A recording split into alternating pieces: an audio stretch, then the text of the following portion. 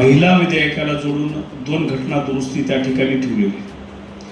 131वी घटना दुरुस्ती त्या ठिकाणी मंजूर करून घेण्याचं प्रयोजन संसदेमध्ये मोदी सरकारनं प्रस्ताव मांडला आणि 131व्या घटना दुरुस्तीला विरोधही सर्व विरोधी पक्षांनी एकमूट वज्रमूठ बांधून इंडिया आघाडीने वज्रमूठ बांधून विरोध दर्शवला आणि त्या विधेयकाला नामंजूर केलं. खरं तर तो विधेयक मंजूर करण्यासाठी त्यांना 2/3 मेजॉरिटी आवश्यक होती.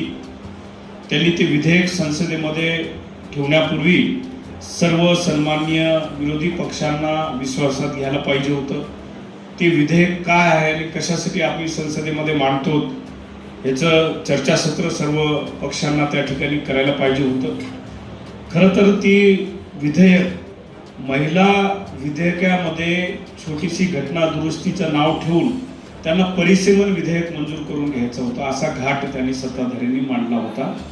त्यांचा घाट हे सर्व विरोधी पक्षांनी त्या ठिकाणी उघड पाडला आणि संसदेमध्ये सर्व विरोधी पक्षांनी वज्रमूठ बांधून त्या ठिकाणी नामंजूर केली. आता ही 131वी घटना दुरुस्ती नेमकी काय आहे? खरं तर 131वी घटना दुरुस्ती नेमकी कसं आहे? कागदोपत्री न दाखवता तोंडी दिशाभूल सर्व समस्त भारतातल्या जनतेची करण्याचा प्रयत्न या ठिकाणी सरकार करत आहे. सर्वात प्रथम आपल्याला सांगू इच्छितो की 2023 मध्ये महिला विधेयक सर्व पक्षांनी मिळून मंजूर केलेलं होतं संसदेमध्ये.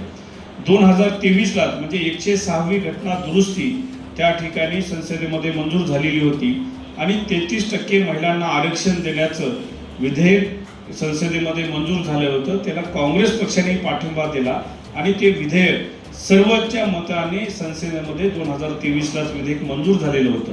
तसं जाहिरातबाजी करून इथले जे मुख्यमंत्री आहेत देवेंद्र फडणवीस साहेबांनी ते ट्विट पण केलं होतं की संसदेमध्ये एक मोठा इतिहास रचला गेला आणि महिला विधेयक मंजूर झालं. त्या ठिकाणी त्या महिला विधेयकाचं राजपत्रामध्ये पण त्या रूपांतर झालं आणि महिला विधेयक लागू करण्यासाठी ते सगळ्या गोष्टी झाल्या असताना सुद्धा खरं तर भाजप सरकारला 2024च्या सार्वत्रिक निवडणुकीच्या पूर्वी म्हणजे 5-6 महिने पूर्वी हे विधेयक लागू झालं, त्याचं राज्यपत्र निघालेलं असताना सुद्धा त्यांना जर इच्छा झाली असती तर 2024लाच 33% महिला आरक्षणासहित जागा त्या ठिकाणी त्यांनी का केल्या नाही हा आमचा सगळ्यात महत्त्वाचा प्रश्न आहे. त्यांना जर महिला आरक्षण लागू करायचं होतं तर 2024ची जी सार्वत्रिक निवडणूक होती ते सगळ्यात चांगला योग त्यांना होता. ते 2024च्या सार्वत्रिक लोकसभेच्या सार्वत्रिक निवडणुकीमध्ये ते मांडू शकले असते. आणि दुसरा आमचा विषय आहे की 131वी घटना दुरुस्ती जे विधेयक आहे ते प्रामुख्याने लोकसभा आणि विधानसभा या मतदारसंघाची पुनर्रचना करण्याचं त्या घटना दुरुस्तीमध्ये त्यांनी नमूद केलेलं आहे.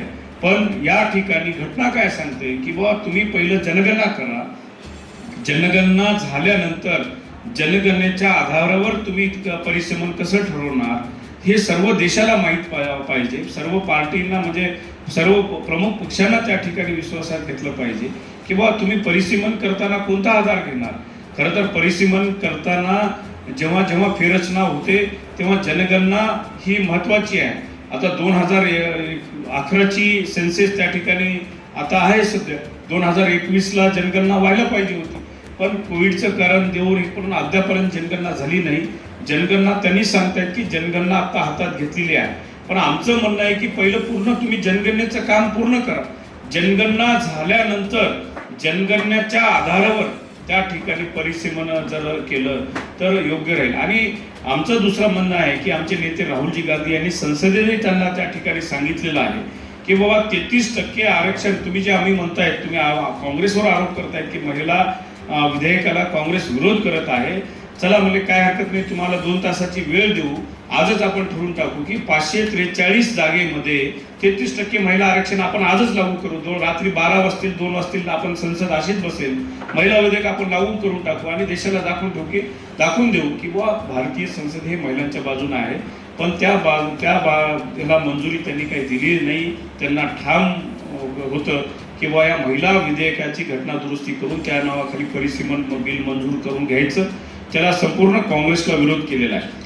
आता हीच मंडळी या ठिकाणी बाहेर सांगत आहेत की काँग्रेस महिला विधेयक धोरणाविरोधी आहे, संविधानाविरोधी आहे, हे वेगळे वेगळे जाहिरातबाजी बॅनरबाजीच्या निमित्तानं आता मी त्या ठिकाणी स्वतः संसदेमध्ये होतो. जेव्हा हे विधेयक नामंजूर झालं तेव्हा आम्ही सगळी संसदेमधून बाहेर पडल्या संसदेच्या पायऱ्यावर आल्या बाहेर आमच्या भाजपच्या महिला खासदारांच्या हातात, म्हणजे सर्व खासदारांच्या हातात बॅनर त्या ठिकाणी हातात होते की काँग्रेस हे महिला विरोधी आहे. म्हणजे हे सर्व त्यांचं षडयंत्र होतं की काँग्रेसला हे महिला विरोधी दाखवण्यासाठी.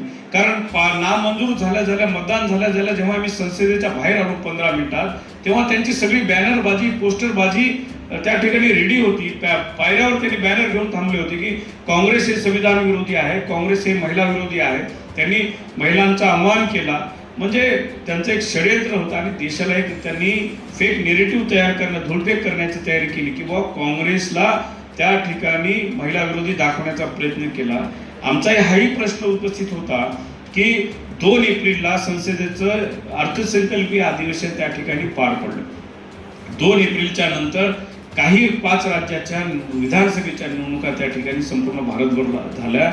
आणखी 23 आणि 26 एप्रिलला काही राज्याचं मतदान असताना काही खासदार गैरहजर राहणार हे लक्षात असताना ती तुम्ही 2 एप्रिलच्या नंतर अवघ्या 16-17 तारखेला तुम्ही विशेष अधिवेशन बोलवता. म्हणजे अवघ्या 15 दिवसावर तुम्ही विशेष अधिवेशन बोलवता. याचं कारण काय?